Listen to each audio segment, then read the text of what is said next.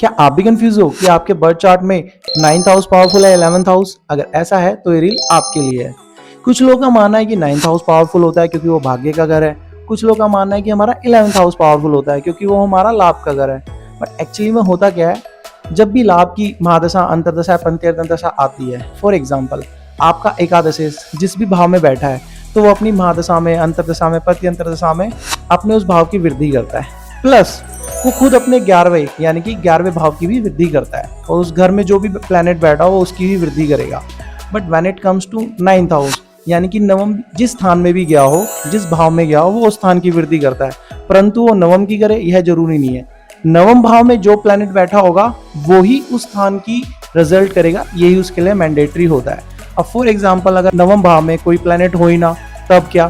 For example इस chart में देखिए, अगर यहाँ पे नवम भाव में 9 नंबर आ रहा है और बृहस्पति यहाँ पे चौथे घर में है, तो चौथे घर के रिजल्ट बृहस्पति करेगा। तो अब 9th हाउस में कोई नहीं है तो इस घर के रिजल्ट कौन करेगा? तो इस घर से related result in terms of 4th house के बृहस्पति ही करेगा। बट अगर यहाँ नवम हाउस में बुध ग्रह होता तो बुध ग्रह ही मैंडेटरी होता इस घर के प्योर स्पेसिफिक रिजल्ट करने में।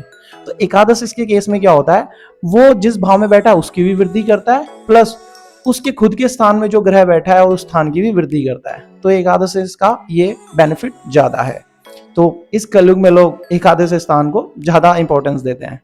सो इसी तरह के अपडेट्स जानने के लिए you can follow me on my YouTube Instagram channel Vedic Astro Kapil. Thank you.